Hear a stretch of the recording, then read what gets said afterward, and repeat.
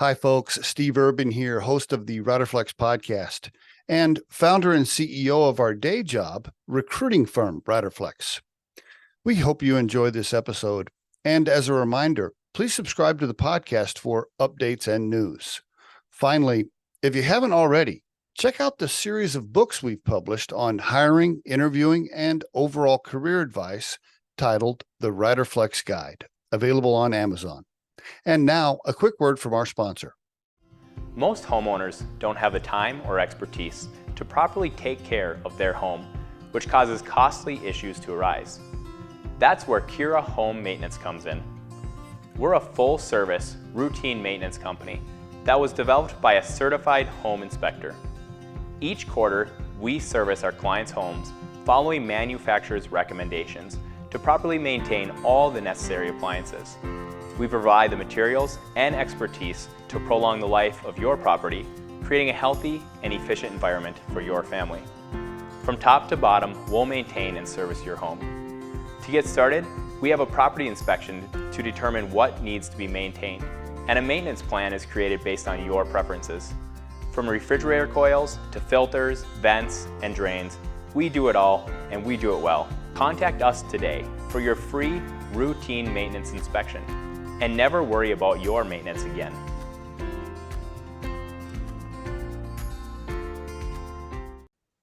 James Hohenlohe and Erik Davison on the Riderflex podcast. Hello, gentlemen. Good morning. How are you?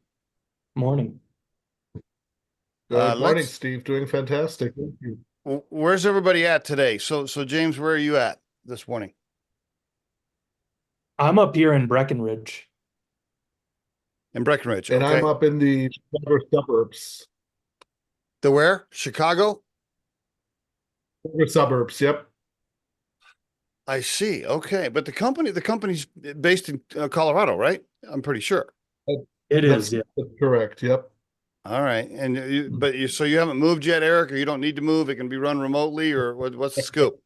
It's not running remotely. I travel there all the time, but there's a cute story on how James and I met. And I'm a graduate of the University of Colorado Boulder, and so is James. And for the last 10 years, I was mentoring business students at the lead school, and that's how I met James. Actually, I mentored him for 2 years, and he actually completed an internship with us.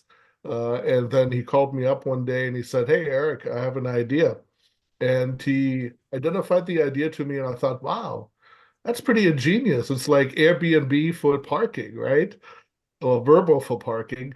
And I thought, wow, that's pretty cool. Did a lot of research and due diligence, and then we founded the company. I see.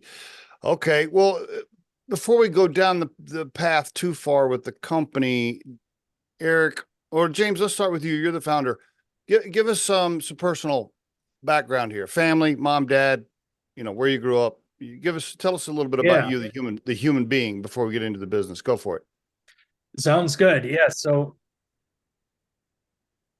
yeah. I was originally born in Washington, D.C., back in October of '99, and lived there for a couple years with my parents. They also had my younger sister when we were still living there. And then we moved out to Helena, Montana, and that's where I grew up. Did a lot of skiing out there, so that's the skiing connection. So yeah, I grew up, just had both my parents and my sister, a couple dogs and a couple cats, and then graduated high school in 2018. Went to college at the University of Colorado Boulder. Had an amazing time there, other than COVID, which unfortunately hit during college, but everything else about it was great. Met Erik there and came up with the idea for this company. How, by the way, Washington, D.C. to Helena, Montana, that's like, I don't know, Mars to Earth or something. That's like two different. How'd that happen? Did one of your parents get transferred or something? Well, so actually my grandparents My grandmother on my dad's side actually has roots to Montana. So like my great grandparents on my grandmother's side actually were living in Missoula towards the end of their life. So my grandparents, they lived in DC, but they had some property out there that they would come out and spend summers on. I And see. so when my dad was growing up, they would come out here, and then my mom also, her parents would do, her dad was a geologist, so he would travel out to Wyoming, and sometimes she would come with her for or come with him for a summer. And so they both had sort of ties to out west, and particularly through my dad, Montana. And so they had their time. They lived in New York City for a while before having me and my sister in Washington, D.C. And it was just where both my parents had grown up, but they wanted to move out to Montana because they had both spent time out there as kids. And of course, by the time when they moved out there, that was before all the billionaires from California started buying up property in the area, right? So they got out there before Yeah, that. yeah. Yeah, they were out there, I think it was 2002 when they moved out. So it's definitely changed a lot. Even now, like I'll fly back after a few months of being away. I'm like, wow, they're building another house over there, or they're putting up a new building here. And yeah, lots of change. Yeah. Of course, some people don't realize they spend a couple of winters there, and then they're like, oh, okay, yeah, I don't know for sure. That is the thing. Yeah, the winters up there are pretty extreme. They don't cancel classes in the Yeah, winter too. No, I remember driving to school and it was 30 below zero. It said right on my dash thermometer. I had a girl that grew up used to work for me. She grew up in Alaska, Oh and yeah, that's even older. she said somehow I can't remember it was school, it was something about schools being closed and kids and everything. She goes, yeah, when I was a kid, she goes, we they wouldn't let us play outside on recess if it was below -10. I think we had something similar in elementary school too. By the time we were in middle school, they didn't care. I remember going out there and we would wear like a sweatshirt and shorts, and it would be, yeah, Yeah, like 10 below zero, and nobody really cared. We just yeah, stayed out there in the group and then went back inside. that's pretty good. That's pretty good. What kind of kid were you, James? Were you like straight arrow, like never broke any rules? Did you have any rebel spirit in there? Did you ever get arrested? Give me something good, man. No arrests, thankfully. Couple speeding tickets, though, mostly from driving between Montana and Boulder through Wyoming. They'll get you up there. Right. Um, but as a kid, I mean, I was fairly studious. I got decent grades. I was in some of the AP classes. By the time I was in high school, I didn't take it, necessarily as seriously as I should have. I got B's for a Yeah. lot of my grades, but there were still some A's in there too. So I was definitely studious. I took the hard classes, but not necessarily like the best student in the But you class. got it, but you got into CU, right? You got into CU. Am I delayed? Am I I getting a did, delay? yeah, Yeah, yeah. thankfully. Am I delayed on my end? There is a little bit of a delay. Just a little I, bit. Okay. I Uh, can't see like your face moving. Oh, there. I think you might be back now. little bit of delay. Okay. Well, let's keep going and see what happens here. Might have to switch Okay. up my internet connection. Make sure. Okay. So you got into CU. That's good. And then college, did you venture out or same thing? A's and B's, or did you Um, it was kind of the same thing. I mean, it was pretty hard for me during COVID. oh man, That yeah. was, I think I got, some C's in there as well during COVID because it was just like all of a sudden all of the classes were online and it wasn't that great. But I no, I mean I did I did decent in college. Definitely did better than some of my friends, did worse some of my other friends. So I'd say probably Okay. pretty average student in Okay, now college. the entrepreneurial bug. Now let me tie that back. Did that come from mom or dad, or where'd that entrepreneurial little bug come from? I've always kind of had it. My dad has, when he moved to Montana, he actually opened up a law firm back in 2006. So he had Oh, kind of his own, I see. call it a small business. It was a law firm, but it was just him, another law partner, and then they had a secretary. So it was just the three of them. But then kind of a pretty cool story. I'm actually a descendant of, I don't know if you're familiar with the Newmont Mining Company, but the founder, William Boyce Thompson, through my grandfather, I am his great great great grandson. And so I always kind of thought that was cool. I remember being little, going to like, ceremonies and stuff.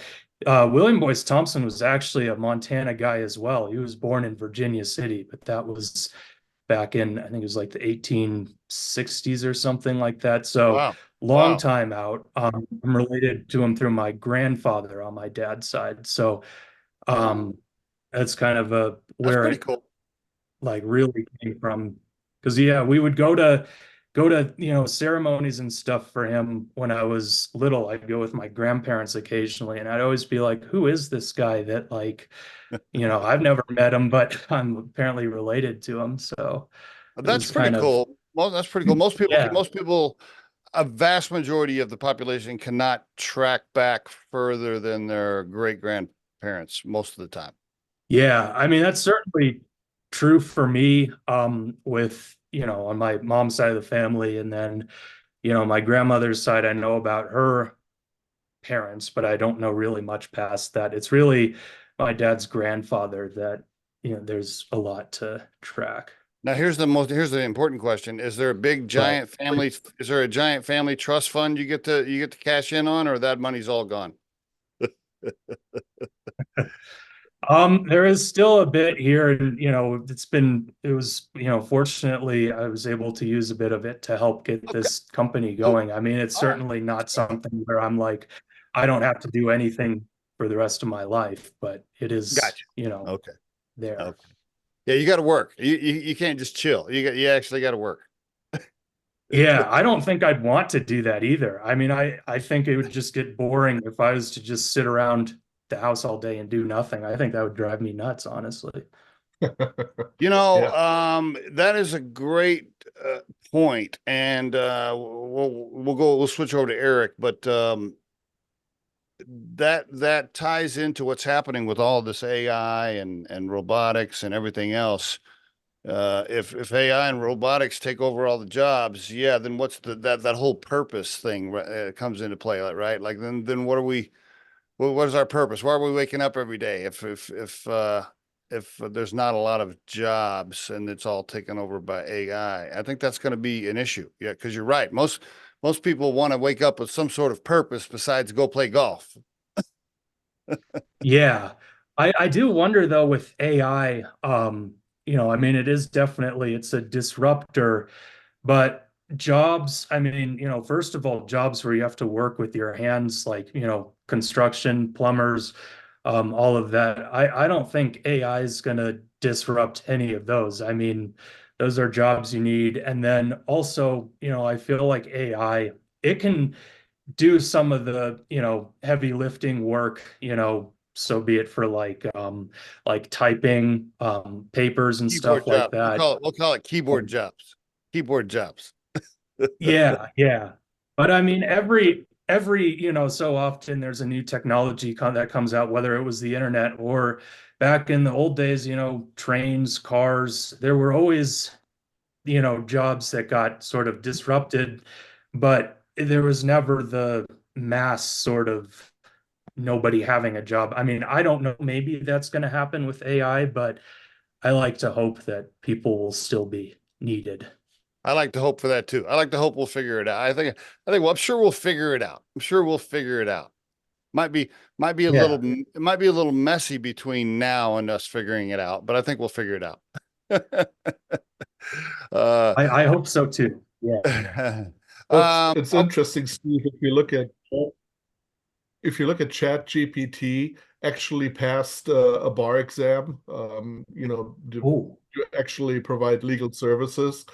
But ChatGPT cannot read a jury, right? It Yeah. cannot look at which strategy to pursue and all of that. So I think it will eliminate some jobs, but it will create some additional opportunities in other areas as well. Yeah. And I also, I mean, if you think about it, it could be used as a tool by lawyers. They could use it sort of like the MetaView note taker that's on. The AI will, listen and take in the facts, but the lawyer will still be necessary to make the decisions and do the, talking and all of that. It'll just be a tool that they use. Yeah. Yep. I agree.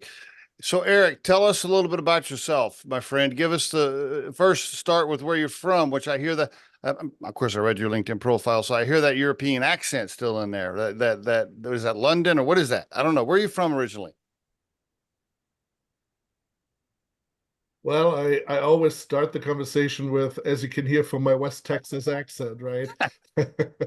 But I grew up in Germany. My Oh, father is German. American from West Texas.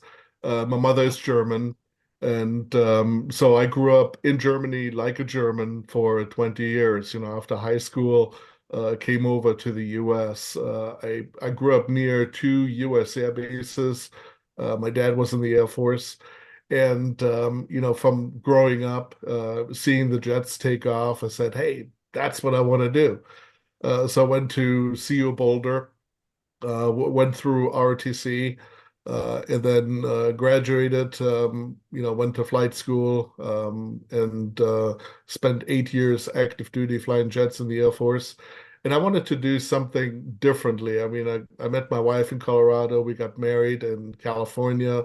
We moved to South Carolina. I mean, we were all over the place, right? And I wanted a little bit more stability.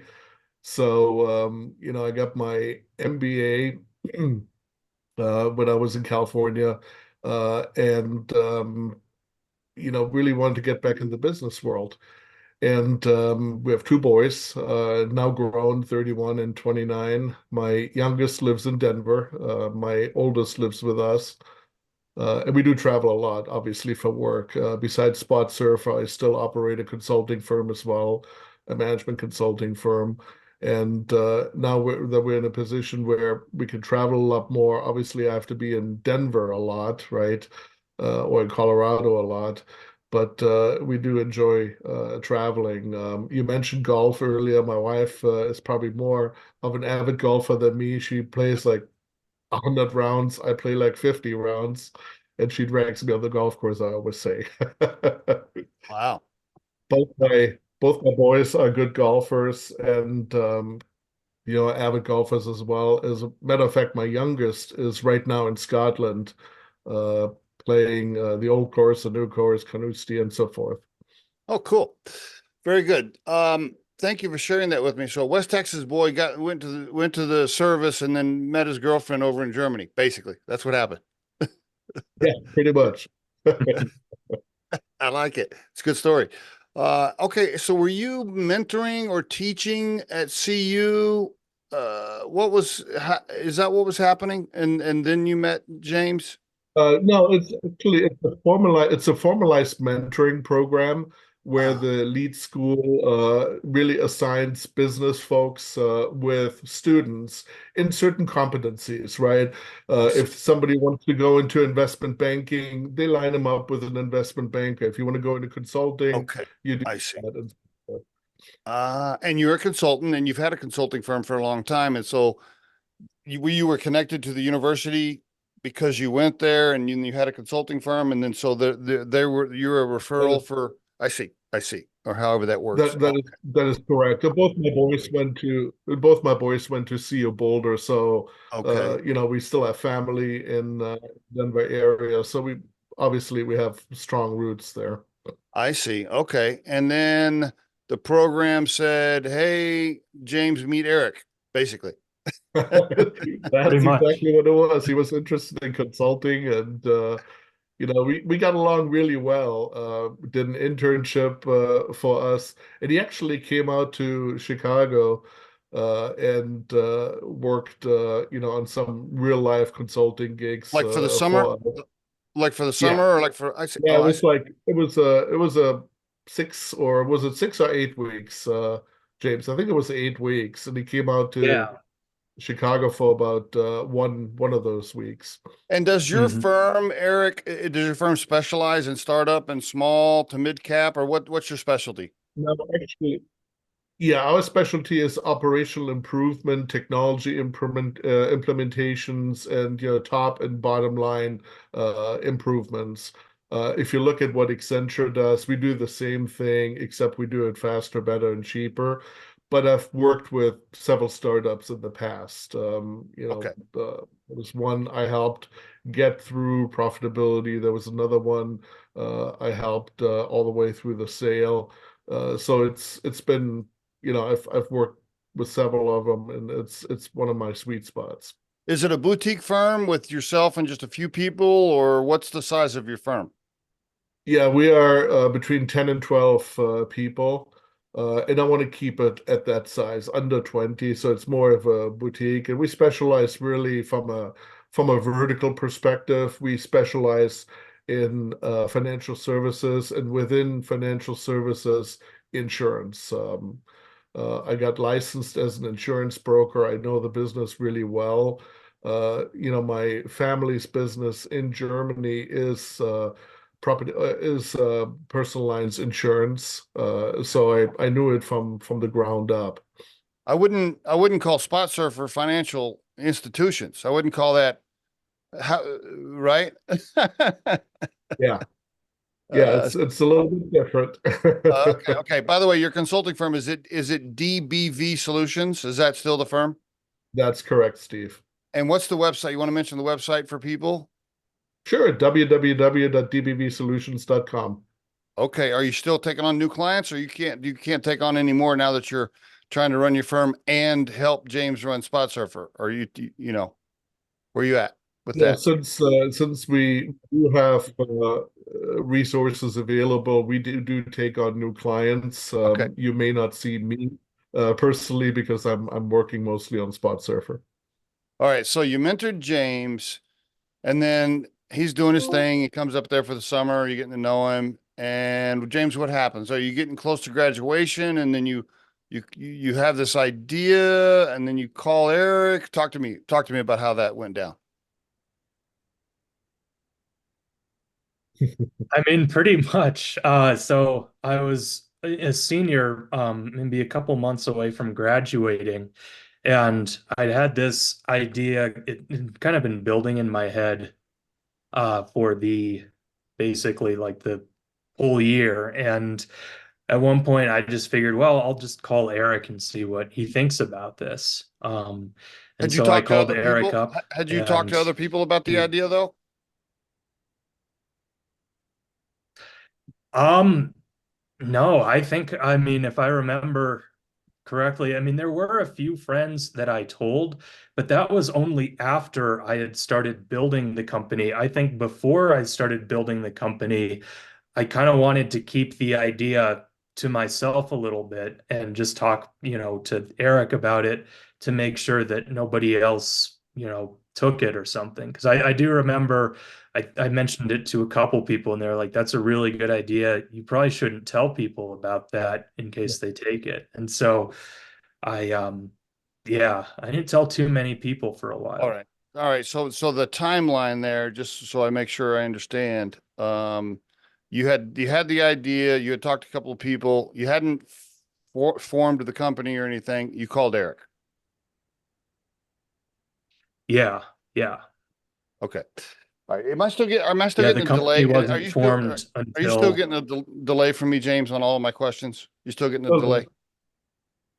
yeah. Okay. Okay. Hold on a second.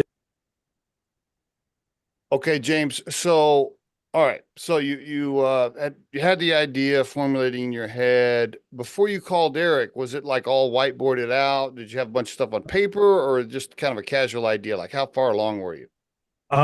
Sorry, you froze up again in the middle. I So, think what you were asking was, did you have anything on paper, or was it just a casual idea at this point? oh, yeah, it was just a casual idea at that point when I talked to Eric. I mean, I'd done some research um sort of around it. And I think I had some notes, but nothing major on paper, not like a formal business plan or anything like that. Okay. All right. Fair enough. So Erik, what did he say? Hey, I got this parking idea.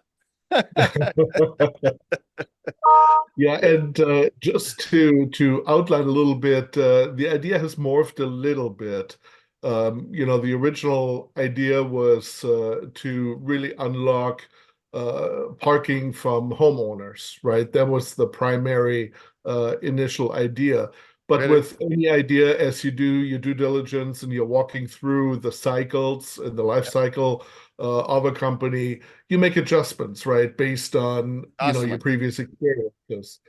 Yeah. So, what it turns out to be is really an aggregate marketplace for unused parking is essentially what it is. That can be private property, it can be nonprofits, it can be commercial properties, all of that. So that's what we honed in over the last couple of years since the inception.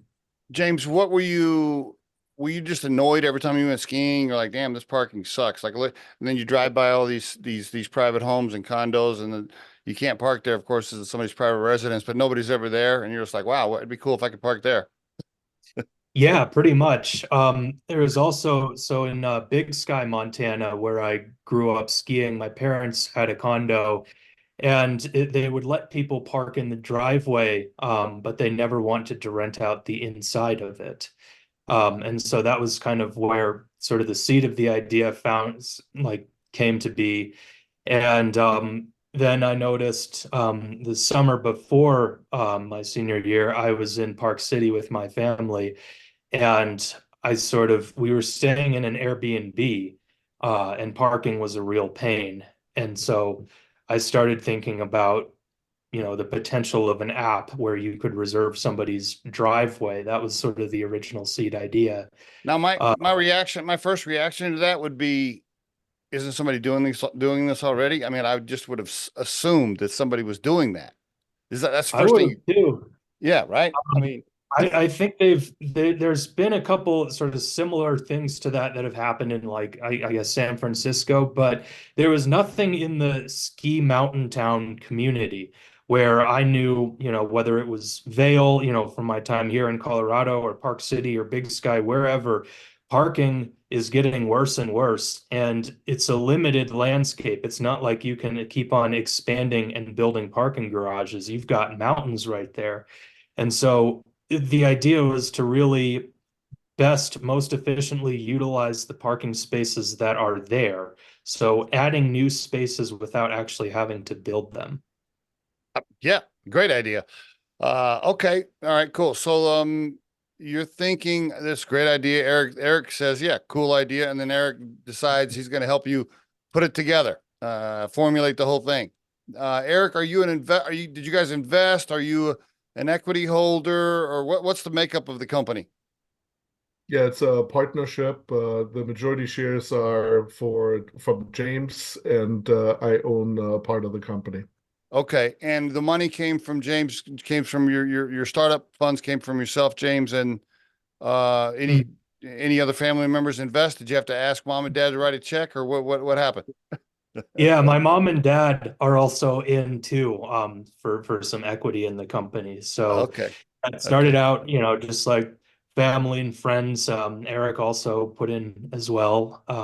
Okay, cool. And so, yeah, it was just sort of, started with a bunch of different people investing in and building it out. And all the funds at first were all for the technology and the coding and the software engineers and all of that, I'm guessing, most of it. Yeah, yeah, in the beginning. I mean, now there's, things like salaries and stuff that we pay too. But yeah, in the beginning, yeah. Okay. How big is the company now? Um, we've got about, Erik, would you say about 7 people working with us? So some part-time, some in full-time capacity, but Oh, okay. Okay. Well, it's actually well, actually more than that now. yeah. 10. And the company's been in business for how long? Just over a year and a half.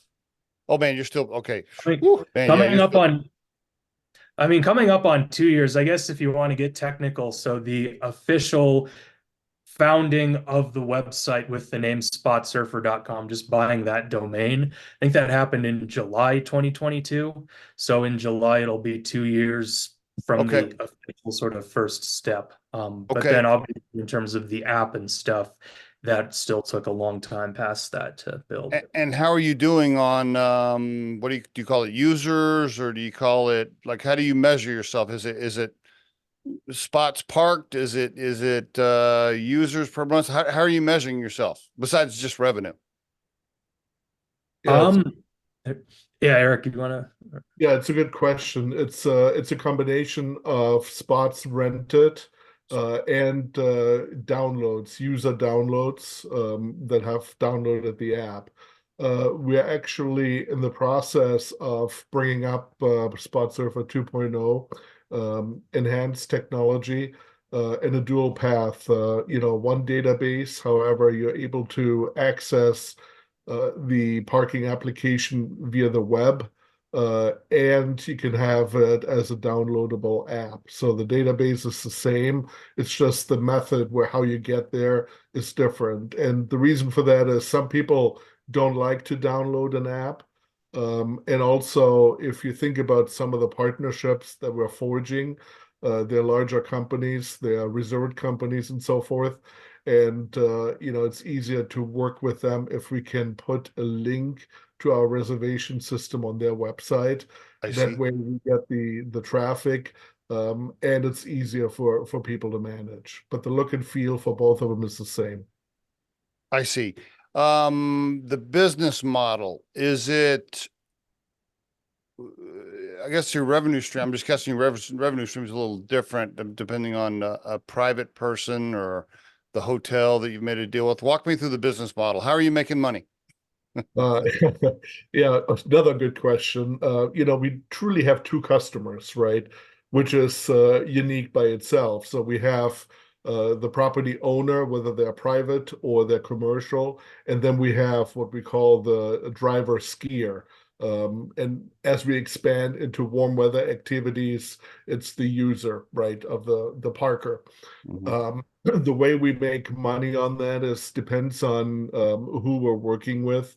With private individuals, we have a revenue share with that person. They I put see. up their property or their spot or their spots for rent during certain time periods. And then we share in the revenue. It's a percentage. 50/50, or can you share it, or is that private info? Yeah, no, for private folks, it's 50/50. Okay. There are Fair no enough. add-on fees or anything else. The only thing that we do have to charge is most people use plastic, right? I see. Okay. So there's a credit card fee, and that's equally deducted from both sides.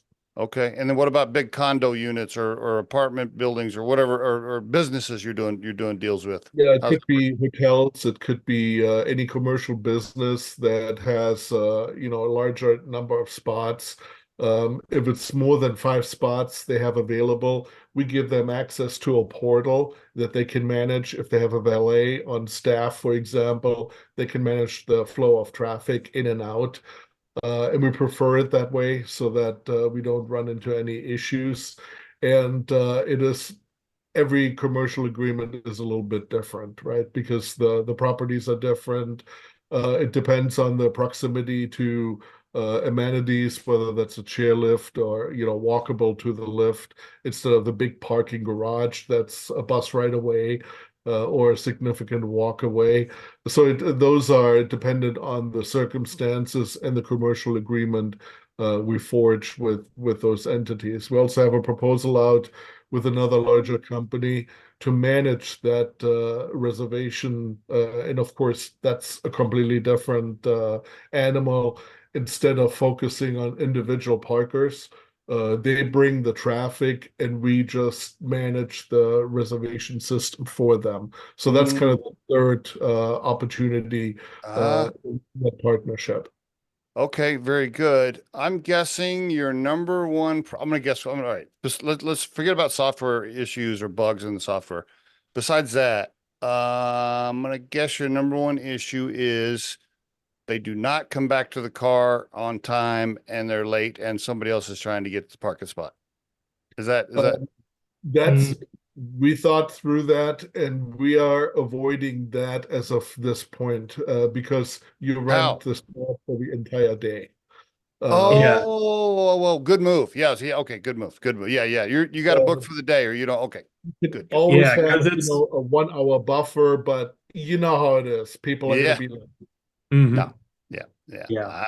Okay. That's very good. Okay. All right. So what is your number one challenge then? Right now? The largest challenge we had, and those were two in the past. Number one, and again, we're just about 2 years in operation. Yeah, you're still, right? Yeah, we went into one town initially, and we got a lot of pushback. Interesting. A lot of pushback. The mountain communities are very small knit communities. If somebody from the outside comes in, they're going to give you the Heisman, right?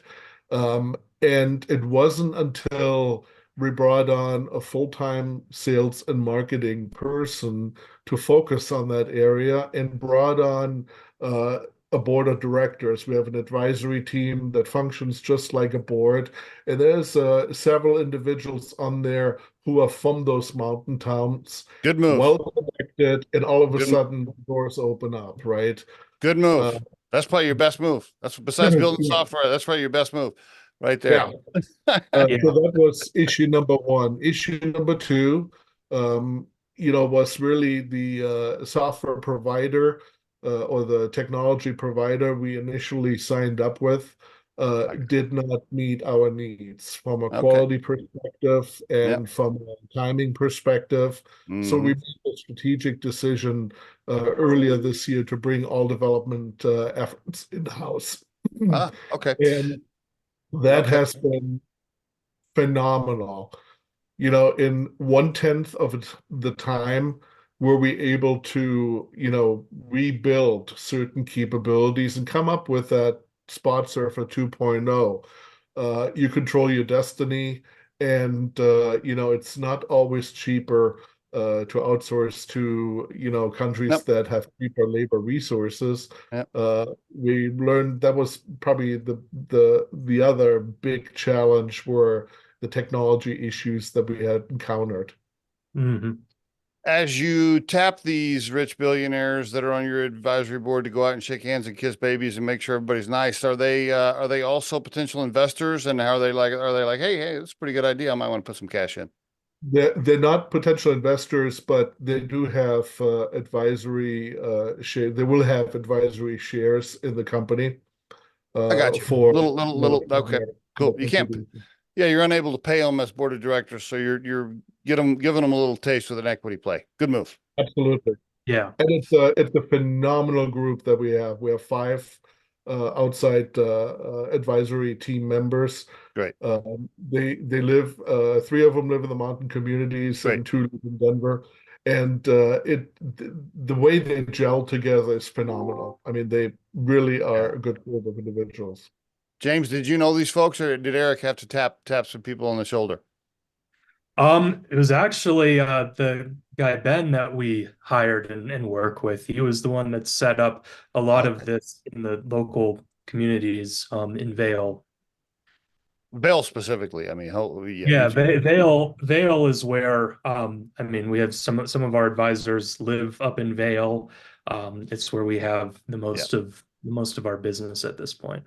Okay. I'm guessing you're still in the growth/burn cash phase, or are you already profitable based on your operations? Like where are you at, and what's your target or timeline for reaching profitability on a monthly basis? Yeah, so we're still in the burn cash phase, especially since we're coming out of the ski season right now. We are participating in some events that will generate cash flow this summer. GoPro games are a big effort. We're working on that. All right. And then we have, as I mentioned to you, we have tweaked our vision and our strategy ever so slightly. We also offer amenity-based parking for more affluent visitors to Vail, for example. So we have relationships with the luxury hotels that are in the Vale area, and as part of parking in some of those facilities, most of them are valet staffed. You can use the hot tub, you can use the shower facility, you can get reduced breakfast, you get free coffee, you get free water. You can, after coming off the mountain, I-70 is a mess going back to Denver. Why not stay for après ski and you get a little bit off your bill because you're participating in that. Good And move. amenity parking is really big with some of those affluent folks. We are offering parking passes for them. They go on pre-sale in July and August of this year. So you get an 8 pass, a 12 pass, and an 18 pass, depending on how often you come up and participate in that. There's a lot of individuals who participate in ski clubs, right? Just like you meet your buddies on the golf course for the regular foursome every Sunday, there are folks who do that in the wintertime. They meet their buddies up on the mountain for skiing, and the biggest challenge they have is really not having guaranteed parking, and we'll resolve that for them. But I think that's a great trend to set for those affluent buyers. So we really have spots for. Go ahead, James. The other feature that I really like personally is since it's reserved ahead of time, you don't have to wake up at 5 a.m. to rush up to the mountain to Right. get a good parking Yeah, space. love You that. can show up at 10:30 a.m., valet park your car at the hotel. They'll have your spot waiting for you, and you're good to go. What And if then to you finish up sorry, Steve, to finish up the previous question, you asked, you're burning cash. Yes, right now we are. But I want to say we predict the company to be either around a slight loss to slightly cash flow positive by the end of this year. Okay, hey, if you're breaking even by the end of your second year, that's pretty good. Are you raising cash? Are you in another round, or what are we doing there? Yeah, that's correct. We're in the third round now. The initial round was just the founders. Okay. Second round was friends and family, and we're in the third round, raising about 650,000, which will generate enough to get us through April of 2025. Why not go bigger? Well, we could have a whole conversation on that. Why is that? That seems small. Why not just go for it? Because we're doing it friends and family only at this time. And if All right. we meet our goals of being profitable by December, then we go really big because All we right. want to what we want to call lift and shift, right? What we have All right. done in some communities, we want to expand into multiple geographies. Yeah, and speaking of that, that's one of these my next question. I know we're getting short on time. I'm sure you guys have had lots of conversations around taking this software and this ability to go way beyond ski towns. I mean, you could do it for all kinds of stuff. I mean, you could do this all over the place I mean, even I'm just thinking even downtown Denver. If I knew downtown, I could reserve my own little sweet spot next to the restaurant I really liked, and I always knew that spot. I knew, oh, we're gonna go, and I know the exact spot I want because I like this spot, and I could get that spot ahead of time. Man, I'd use the app. I'm sure you guys are having conversations about this. Oh yes, Definitely. in our plan, and there's other opportunities as well. Outside of parking for cars, there's other applications that we have earmarked as well. So there's summer activities, all year activities. You talk about beaches, trailheads. You talk about sports. Beaches, yeah, beaches, pain in the ass. Trying to get close to the water without walking a half a mile with your gear to the sand. Pain in the ass. Yep. Now I'm guessing. So this is obviously there's no super secret patented stuff here. So this is a speed to market, right? I mean, anybody else with some cash could build an app and do this. So you're just kind of from a competitor standpoint, is this speed to market, or what's your strategy? There is speed to market, but we are applying for a patent as well. How are you gonna? For Okay. For the process and the technology, because we're using unconventional parking spaces and we're using other non-conventional methods within our technology that can be patented. We have engaged a Okay. firm to work on that. I mean, good luck with that. I don't know if you get the process patented so no other company can build an app to rent private parking spaces. I don't know. I mean, that's you're multi-billionaires if you get that patent done, because then no competitor can come in. I don't know. I'm not a lawyer, but James's dad is a lawyer, so he probably knows. We do have several lawyers that we're currently working with on that Yeah, process. So yeah. they are guiding us through it and telling us what we can and can't do. So Okay, well, you just brought up, all right. In my mind, you just brought up the most important piece of this whole conversation. If you get the process patented and nobody else can build an app to rent private parking spaces, you just catapulted yourself into a big time valuation. I mean, that's full big time game changer, in my opinion. yeah, Absolutely. But anyway. So James, how you feeling, man? Are you sleeping at night? Are you stressed? How you doing? Um, there's definitely a lot of stressful nights. I will say now things are looking better than they, really ever have before. Not that they were looking bad before, but just the momentum that we have with bringing the development team in-house. We just brought on two more developers just last week to help out with the process. And then not to mention the advisory board that we've put together, lots of very, very great, Yeah, successful cool. people. Cool. And yeah, looking good. You're feeling good. All right. I'm in Colorado. So now that you don't happen to know Brandon Ford with Trip Hero, do you? Up in the mountains? You know Brandon Ford? Mm-mm, I do So, not. Okay. Very similar clientele. He lives up in the mountains. It's called Trip Hero. They do special luggage transportation and things for rich folks flying into Vail, and they bring in all the luggage and stuff and their skis, and then they get it in the hotel room for them and all of that. But mhm.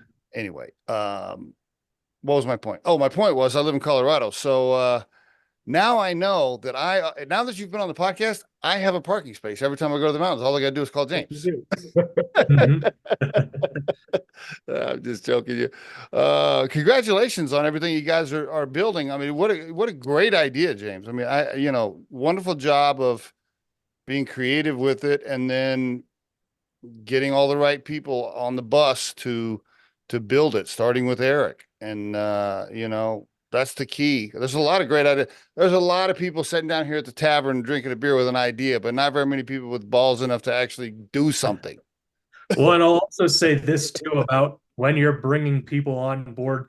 I could have started this with like a bunch of other, like young College friends, buddies. but I really did see the value of, people with experience, who had been, Good for you. working for, a few years, and you Good for you. definitely want to have experienced people on your team. That's James, thank you. James, thank you. That makes me and Erik feel good because we're old guys, and a lot of times people just want to kick us to the side. They think we're washed up. No, that's how companies fail. You gotta listen to everybody. Good for you, my man. That's great. Yeah, he brings a wealth of knowledge. Congratulations. I appreciate you guys being on the Riderflex show and sharing your story. By the way, for the listeners, in case I didn't mention it, it is SpotSurfer.com, right? SpotSurfer.com. I'll hit pause on the recording, but stay on the line just for a second because I want to ask you about this cash raise you're doing. But SpotSurfer.com. Thanks, guys, for being on the show. Really appreciate it. Thanks, you, everybody. Steve.